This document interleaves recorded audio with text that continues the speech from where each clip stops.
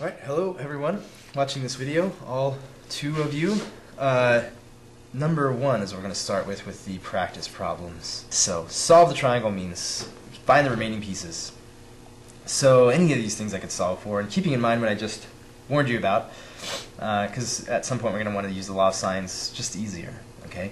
So, just to stay safe, remember the warning was that when you use the law of sines, you're going to take the inverse sine of something, and if that inverse sine, it's only going to report back angles for our uses between 0 and 90, but what if that angle was obtuse, so it's bigger than 90?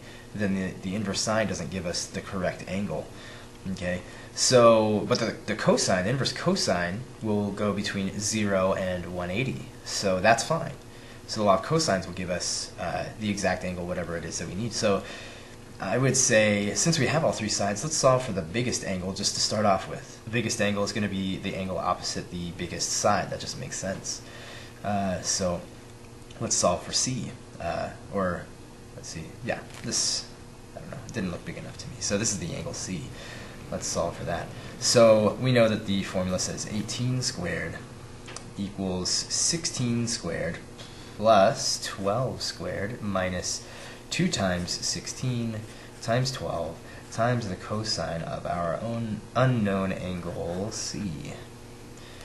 Okay, so I think you're all advanced enough to not see all these steps. I'm going to take 18 squared. I'm going to do all the stuff in my calculator. I'll even let you watch. So I'm going to do 18 squared and subtract 16 squared and also subtract 12 squared. So I'm going to do 18 squared minus 16 squared minus 12 squared. Okay, that's negative 76.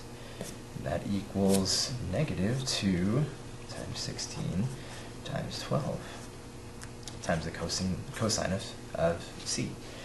What am I going to do now? I'm going to isolate cosine of C, so I'm going to divide by this whole expression, so divide by negative 2 times 16 times 12, all in parentheses. So this is, since I'm dividing a negative by a negative, it's a positive, so it's a positive 0.198, I'm going to call it. And I'm actually going to use the longer version in my calculator. This is about the cosine of C. So I'm going to take the inverse cosine of both sides. Inverse cosine of the cosine of C is just C, and the inverse cosine of 0.198 is whatever it's going to be. And I want it in degrees because when we're doing triangles, it's easier to think in terms of degrees. So let's just make sure that we're in degree mode, which we are. So let's take this number and take the inverse cosine of it.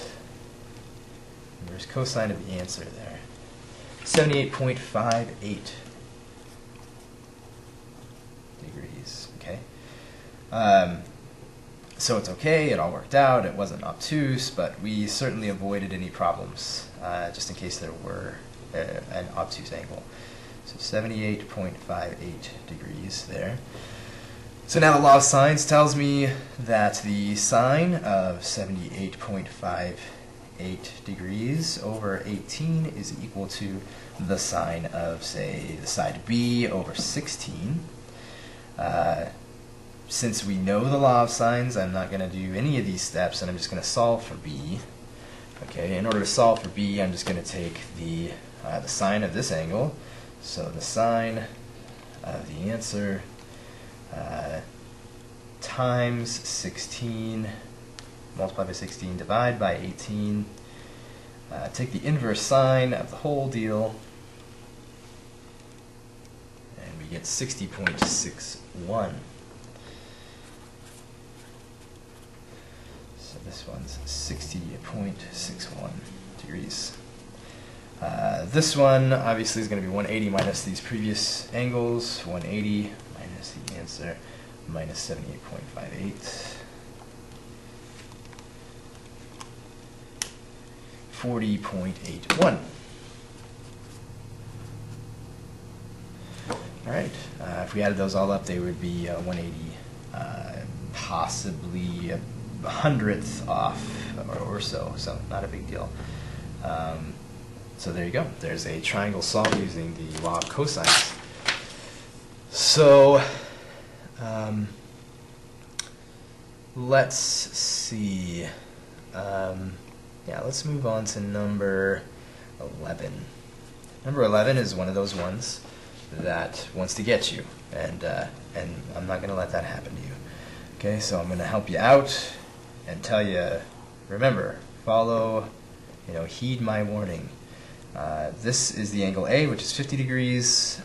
This, let's see, B is a side next to it.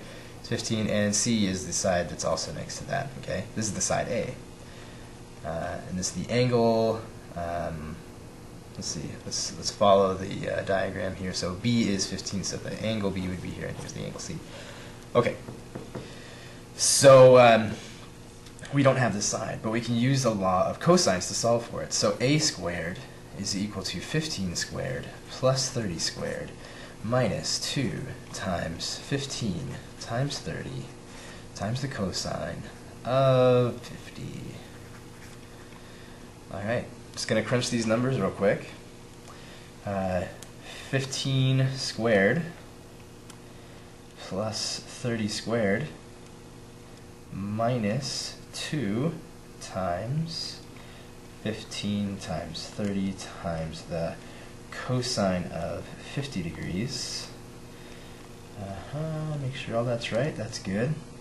And that's a squared. A squared is equal to all that stuff I just did, so I'm going to take the square root of that. 23.38. A is about 23.38. Okay, but here's the deal.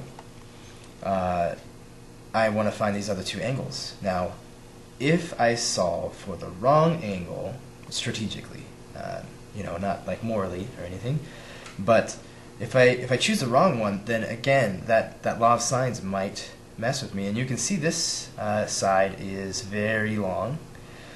This side is actually quite long as well, and this one is too. You can imagine that since these sides are so long, and this side is so long, that well, in comparison, these two sides, like added together, are actually not too far away from 30, right? They're actually really close to 30, and you can imagine these two relatively long or short sides compared to 30 are going to be stretched to make that triangle. So maybe we have this obtuse angle in here. So let's stay away from solving for C with the law of sines because it might be obtuse. Okay, I'm just going to guess maybe it is. So let's solve for B, right? Because there's only going to be one obtuse angle. That's the only possibility. So let's stay away from the one that might be obtuse, and then we'll go for the one that might be obtuse the second time. So here we go. The sine of B, the smaller angle, over 15 is equal to the sine of 50 over 23.38. I'm going to solve for B. Okay, crunch these numbers without showing you a lot of the steps. Sine of 50 times 15 divided by 23.38. You divide that. Let's see, if I'm going to solve for B, so the sine of B is equal to all the stuff that I just calculated here. So take the inverse sine of both sides, which will give me 29. No, not that. B is approximately 29.44 degrees.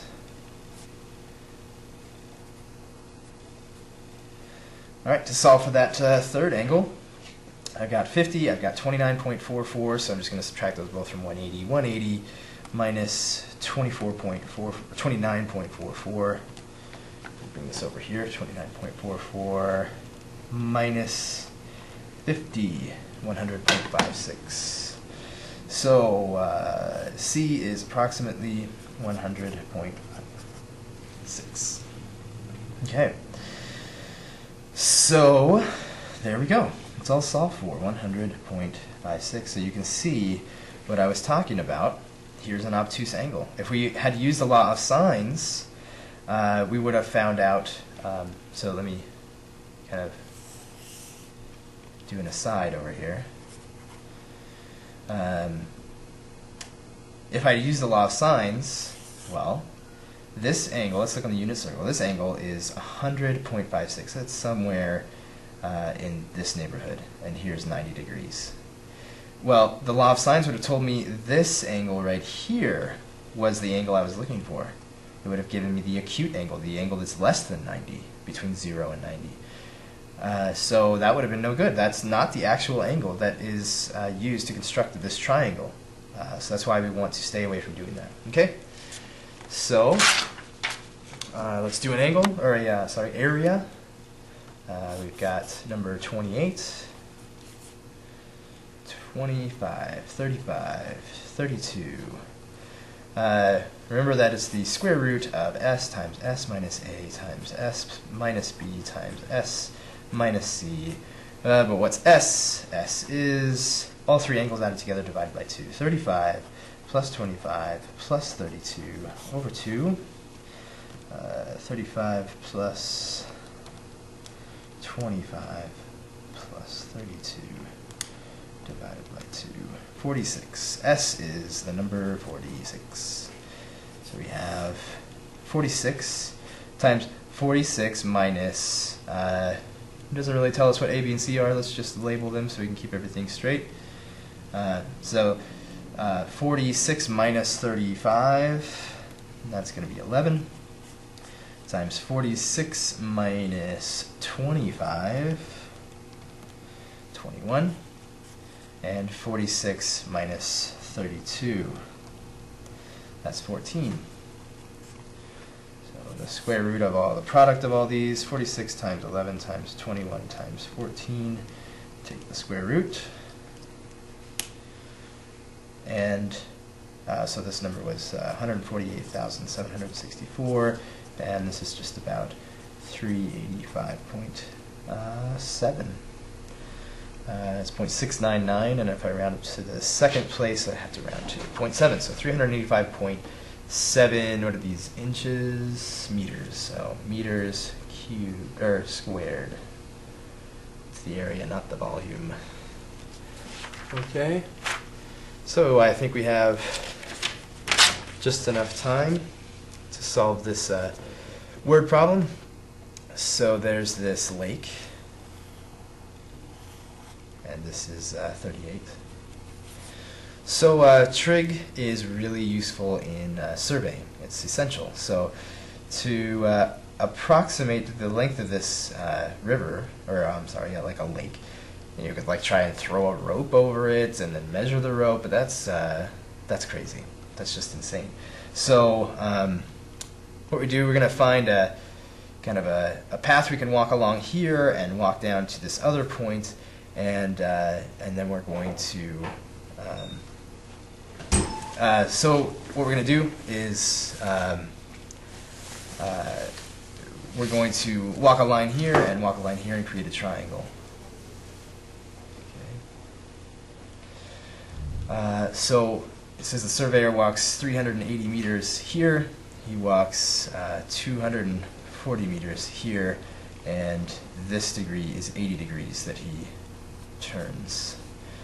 Okay, so we want to approximate this length. Well, we know the law of cosines says that this side, let's call it a squared is equal to 380 squared plus 240 squared minus 2 times 380 times 240 times the cosine of that angle, 80 degrees. So I'm just going to crunch these numbers real quick. 380 squared plus 240 squared minus 2 times 380 times 240 times the cosine of 80 degrees. And again, I'm going to take the square root of that number because those numbers that I just did is a squared. So take the square root of both sides, and that lake is about 412.71 meters across. So thanks for watching, the two of you that watched, and I'll see you later.